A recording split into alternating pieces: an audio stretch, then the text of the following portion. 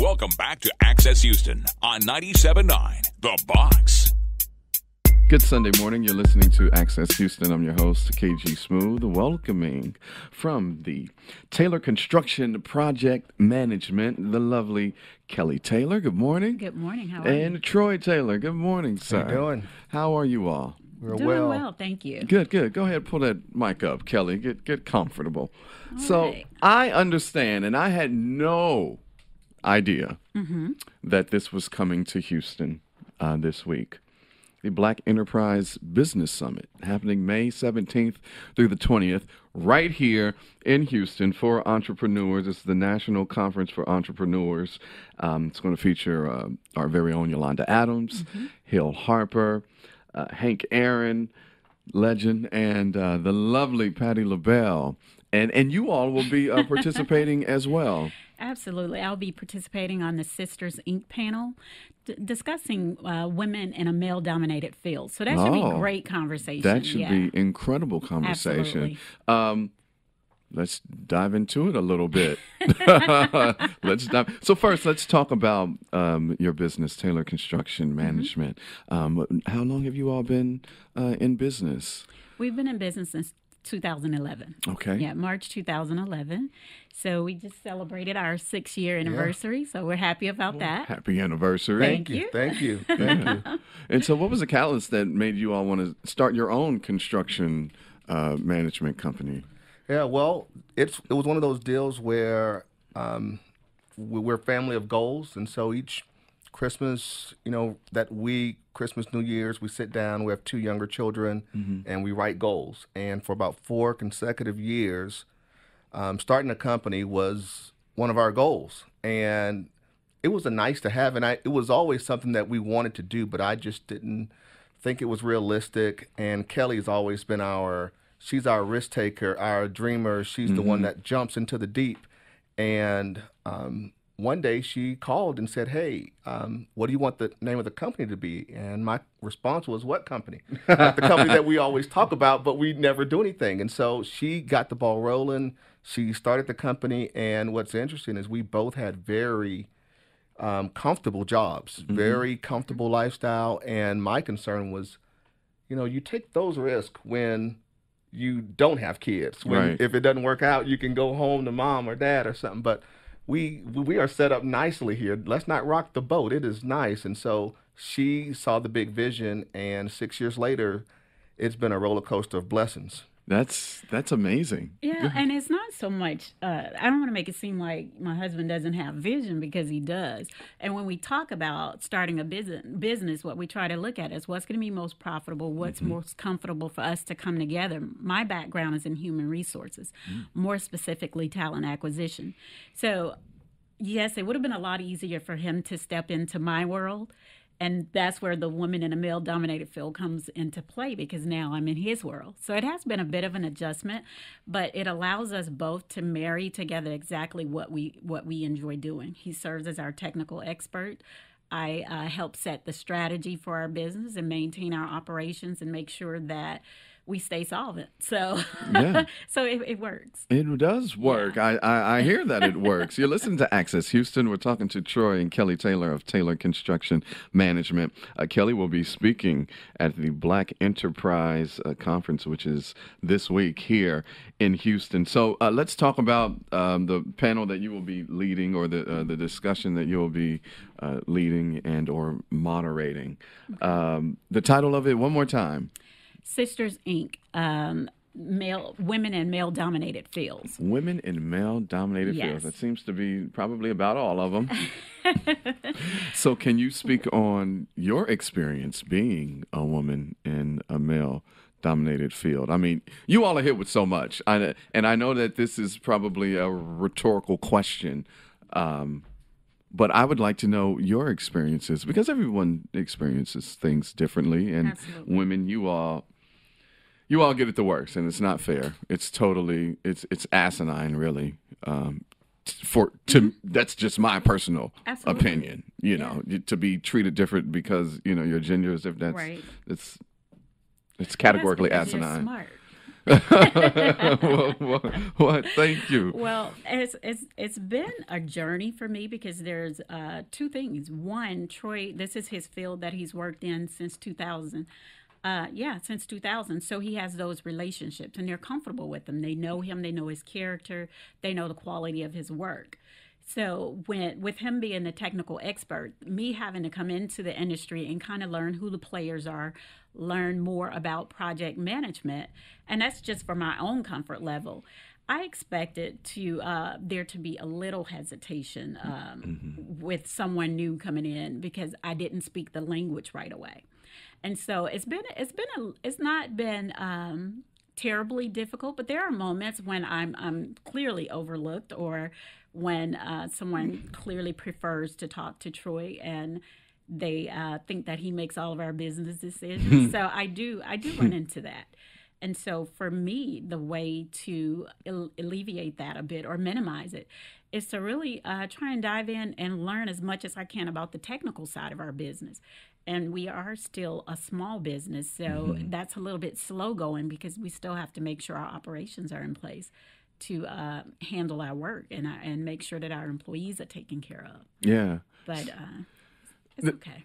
Note to everyone out there that is listening, you be kind to everybody. Be nice to everyone because you never know when you're going to cross paths again, or you don't know their position. Kelly, exactly. You just said, people want to talk to Troy, not knowing that you make all the decisions. Well, we make them jointly, but we definitely do not make decisions independently. And depending on that, how I'm received, it definitely plays a part in whether we do business with them. Absolutely. And that's because we are in a position to make that decision. We're not money hungry, so we don't have to just accept anything. So, but I think more and more as he tends to speak out, I really have to give kudos to Troy because he sings my name from the hilltop every opportunity that he gets. So I think people are starting to warm up more. Yeah. Good man. So, you're never going to be in the doghouse. She's a smart woman. It's. I'm sure we all experience it, but it's the same thing I mentioned last night to somebody. It's the same thing when you go out with your significant other to a restaurant and just by default they're going to hand you the bill because they assume you have the money because you're the man. And it's one of those interesting things. People don't realize that Kelly has multiple degrees, that her strategic line of thinking and forecasting is very strategic, very lean, very concise, and so I'm just executing the game plan. Yes, I understand the project management, I have the relationships, but the firms and the companies that we want to target, those are on purpose. So we're very purpose-driven in our approach to business, and that's led to the success. And a lot of that, most of that, comes from Kelly saying, this is where we need to go. That's what's up. See, I love how you two cheerlead for each other. Like you keep passing it on. Like that's love. But Troy, I want to ask you, with partnering with your wife with your business and speaking on what she has experienced being a woman in a male-dominated field, what have you witnessed that was some prejudices toward your wife that made you say, well, you know what? Hey, nah, this ain't it. This ain't right. And I want to step up and try to change the culture, or just make a change, period, and let you know, like, oh, I'm not having it with my wife. Not with this one. Well, fortunately, my wife is a very confident, very progressive woman. But it's when you talk construction, when you talk architecture, when you talk engineering, it's a system it's an environment that's heavily dominated by males. And so the conversations, the technical acumen, it's almost a foregone presumption that the males are going to be the ones that understand it. And white males, I'm sure, mainly dominated, with you all being people of color. So what we didn't mention is we're an international company too. We do work outside the U.S., so it's all huge. I mean, it's a little bit of everything. Yeah, everything. So it's all huge. And one of the things that I continue to remind our business partners is whether or not we choose you as a client or whether or not we pursue you as a client, because there have been major companies, Fortune 100s even, where for strategic reasons, Kelly, would make the call. Hey, we really need to focus here because this is our greatest return on our investment, and it's important to know that so you don't overlook it when we're out in business engagements. It's not, shake Troy's hand and say, hey, who's your lovely wife? Hey, who's the CEO and founder of the company? It's Kelly Taylor. So those are things that I have to constantly remind. And again, I mentioned we have children. We have a 10-year-old daughter, 13-year-old son. And so our 10-year-old daughter's watching it all. So she's watching. She's watching when you shake hands, if they're shaking hands with daddy and older brother, are they also shaking hands with mommy, with mom and with daughter? And when they shake hands with daughter, are they looking at daughter in the eyes the same way they did? So those are all subtle things that, as a family, we try to echo. And I think back at this Black Enterprise event, I know that those are going to be some of the topics that Kelly's definitely going to hit on. Right. I think she's very armed because it's not something that's forced. It's the conversation that we have in the car on the way to church, on the way to the grocery store, on the way home from school. So it's who we are. It's woven directly into our fabric. And I'm hoping that at this Black Enterprise event that Kelly's really able to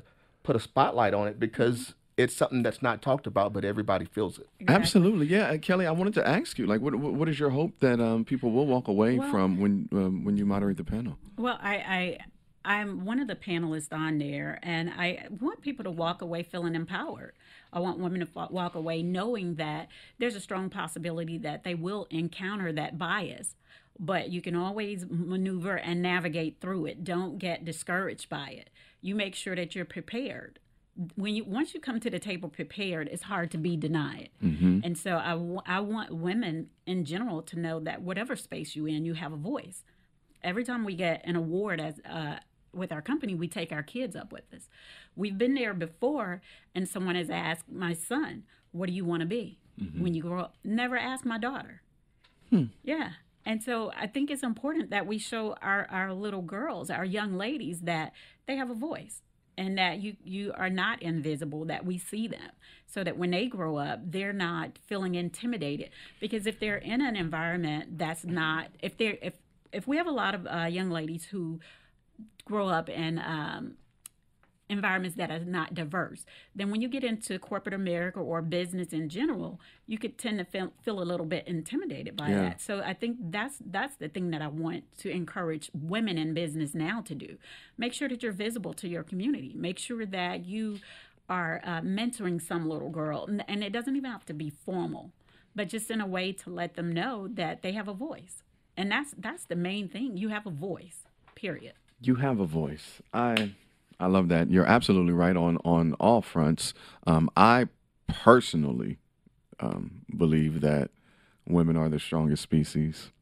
I dabble in the thought of, God has to be a woman because women birth everything, and we come from you all, we nurse off of you all, and then we're taught that, hey, God is a man, which I don't dispute, but I do believe that, those that birth things have to be the beginning of things. And the fact that you are such a champion for women is great because, as I said earlier, you get the you get the terrible end of the stick, and it's not fair. And to hear you say that people always ask your son what he wants to be when he grows up, and not your daughter, that's silly. Because it is, and it's unfortunate. And I'll tell you what else is unfortunate is that it's not just men all the time. Sometimes that bias exists within other women, our own community of women. Yeah, and so I think it's just a learning opportunity for us all to understand our strengths and not be intimidated by them, and to embrace them and embrace one another. Absolutely. Man, the Black Enterprise Business Summit happening here in Houston this week, May 17th through the 20th. To get more information, you can go to Black Enterprise's website. I believe that there's still tickets available. Are there? Yes. There are still tickets available. And then, Kelly, your what day will you be there speaking? I will be or there be a part on of the panel? May 19th. Okay. And my segment begins, I want to say 2 o'clock. I believe it's 2 to 3, Don't quote me on that, but the session is called Sisters Inc. I think it's going to be a great conversation, and there will be a 15-minute Q&A at the end. So I'm looking forward to engaging with the audience. I'm looking forward to hearing their feedback, hopefully hearing some of their experiences. And I think this is a conversation that should be ongoing. Absolutely. Yeah. Absolutely. I thank you all so much for coming on the Taylor Construction Management Company, led by Kelly Taylor and Troy Taylor. Thank you so much for coming through and letting us know that the Black Enterprise Business Summit is here in Houston. In our backyard. Yes. Right here. Great opportunity. Who knew? Had no idea. Great opportunity for entrepreneurs to come out and get some great information all in one space. So hopefully I'll see you there. Yes. Hopefully you will. You'll definitely see me there. I hope to see you there. Log on to Black Enterprise's website for all of that. Kelly and Troy Taylor, thank you so much. Thank you for your time. So Good Sunday morning. You're listening to Access Houston. I'm your host, KG Smooth. Welcoming in the studio, Mr. Justin Milton. How's it going? Miss Jessica Law-Davis. Hey, everybody. And Mr. Ian Haywood. Good morning, everyone. Good morning. So, Justin, you've got a film coming out called Don't Shoot. Yes, sir. But before we get into all of that, tell us about yourself. I'm from Houston, Texas. Born and raised. Went to Willow Ridge High School. Class of 2000. I finished from TSU in 08. Majored in CJ. I became interested in film around my junior year of college, and decided to go ahead and start writing small scripts. Then so about 4 years ago, I did my first short film, and so from there we started doing my brother and I, we started doing our short films, and last year we did our first feature film called The Foreign Exchange Student out here in Houston, and so this year we decided to do something different and go to drama. Don't shoot because of the epidemic going on these days, as far as the unarmed black men getting shot and killed in the streets. So, being a former officer myself, police officer myself, I kind of have a unique perspective of what a cops point of view is, and then myself being a black man, I have that too. So, I want to do a movie that illustrates a way that a officer should approach young African men, and how they can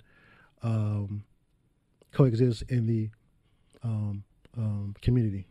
No doubt. Yes, sir. So Jessica, how did you get involved with the project? Oh, wow. This actually starts back a couple of years ago. I met Justin and Jonathan both on the set of a short film that they were doing. It was called New History Texas Edition, and I met them from there, and from there they told me about their film, The Foreign Exchange Student, and they were going to have auditions coming up, and I was like, okay, I'll audition for it, and I did, and ever since then I've been working with them ever since. Yeah. So what was it like shooting Don't Shoot? It was actually a lot of fun, mainly because of the fact that the cast, I've pretty much worked with a lot of them before. So it was almost like one big family working on set. So it was a lot of laughter going on. So it was pretty fun for me. No doubt. Ian, tell us about yourself, my G, and how did you get involved with the film? Well, I'm also a Houston native, like my director here. Youngest of three. Love acting ever since. It was a passion of mine since birth, and I've been trying to pursue it ever since. And in my pursuit, I came across the Milton Brothers projects. They were coming up, and I happened to be one of their starter actors. And just building a confident and a relationship that was trustworthy. And so with my time with them, I just, grew alongside them in the acting industry. and they came up with this project for called Don't Shoot that he was talking about one of his previous projects that we worked together on, which was Foreign Exchange Student. And we were discussing it, just here and there and so forth. And then when it started to come to fruition, he started to, counsel me on that particular project. And I was intrigued from the very beginning because it was very relevant. I'm sorry, it was very prominent, and it was very it was a little close to home.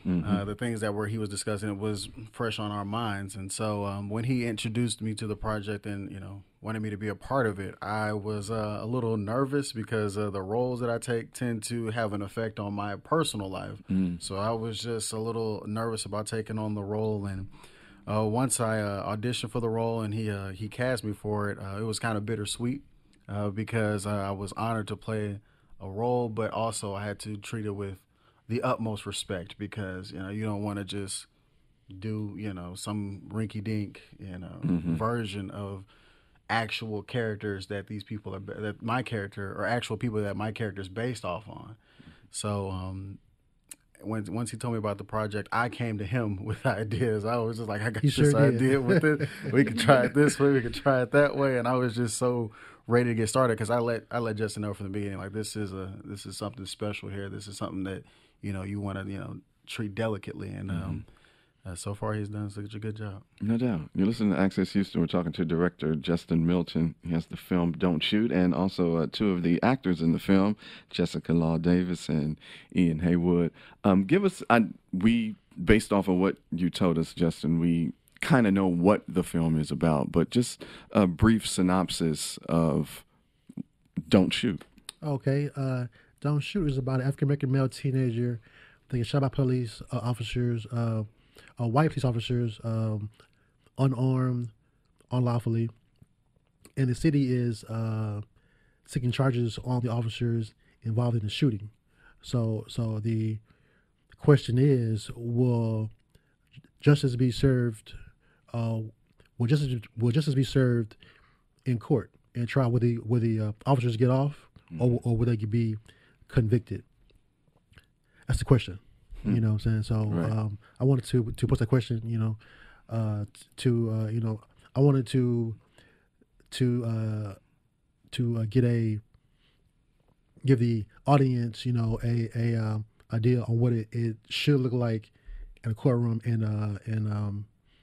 the world, because right now officers aren't getting indicted for shooting black males. Nope. So I wanted to make a movie that shows what could, should, and will happen to officers that do that. And not only that, sir, Jeff Sessions, the Attorney General, has just rolled back pretty much all the progression. He wants tougher drug laws for minor offenses and longer sentences. All that means is they want to lock up African American youth. That's all that means. Yeah. That's a long way of saying I'm gonna be tough on crime, and then by the way, we're going to invest in those private prisons. Exactly right, and continue to make these goods for pennies on the dollars off of these folks. Prison is the new slavery. We know that. Slavery. Yeah, Yes, sir. Jessica, tell us about your character in Don't Shoot. Who do you play? I play the role of Nicole West. Nicole West is a African-American teenager. She's also the love interest of Ian Haywood's character. She's a young girl. She does end up having a troubling past, but she ends up turning her life around for the greater good. Yeah. And Ian, tell us about your character. Well, William King is the character who is had also a troubled past alongside his love interest, Miss Nicole West. And in his troubled past, of course, he pays the consequences.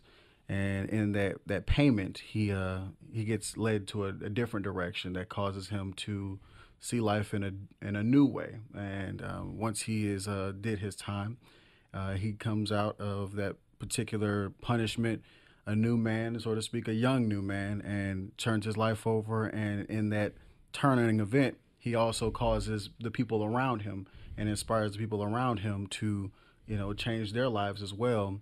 And with this upbringing in this new community, he is faced with even his greatest challenge of all, which causes an inspiring movement around the community. Man, all too familiar. We've seen it before. I am really intrigued by this. Like, so when is the premiere of Don't Shoot? When will the public get to see this work of art? The public will get to see this movie May 21st at 2 p.m. to 5 p.m. at the Houston Improv Comedy Club. So go to eventbrite.com and look up Don't Shoot, and the tickets will be available on there. The movie also stars, Omar Gooding from the movie Baby Boy, and it also stars comedian Billy Sorrells. He's been on several shows like Wildin' Out on MTV. So he's a up and coming actor, and we have great producers of this film: Tanya Palmer, Kasim Barnes, Christopher Pillmore. I mean, great guys. Also, Carlos Wallace. So we have a great cast crew producers in this film. Omar was great. He was a great guy on set. Billy was hilarious off camera. And I was going to ask you that. I was like, does he was Billy playing kind of like a comedic role, or did he dive into the drama? For the most part, he was all drama. He plays detective. He plays a detective in the film. His partner is Omar Gooding. So Billy, he's the comedic relief in the film. Omar is a little bit more of the serious one, and then Billy is more of a comedic one. There's crack jokes all the time, So it was a pleasure to work with them. No doubt. With them too. Well, I can't wait to see this. I'm gonna come on next Sunday and check that out. So save the date, Houston. Show your support. H-Town's own, doing big things in the city and making a mark, because I really believe that Houston has got next in terms of filming, being a location for TV shows and movies to shoot. I mean, I see Houston being the next Atlanta when it comes to that.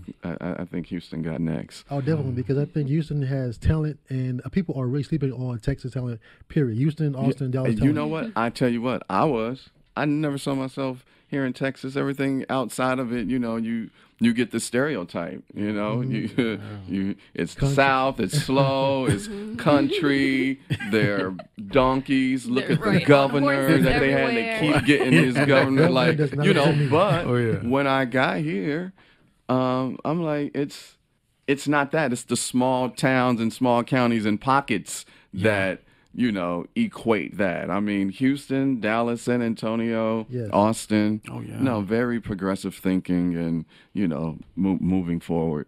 So, the Houston is the country's best kept secret, but the secret is out now. Is out. Everybody go to Eventbrite right now.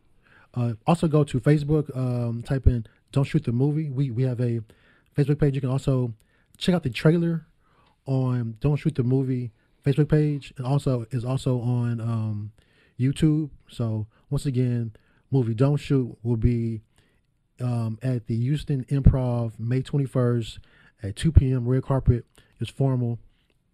Get your tickets from eventbrite.com. And that's about it. It's about it. That's what's up. Well, so save the date for next Sunday at the Improv. Director Justin Milton. One more thing. Shout out to the Estelle unit. What's up? Okay, shout out to the Estelle unit. The man, thank you, Justin. Actress Jessica Law-Davis, thank you. You're welcome. Young Ian Haywood, thank you so much. Thank you. Thank you, sir. And thank you for listening to Access Houston.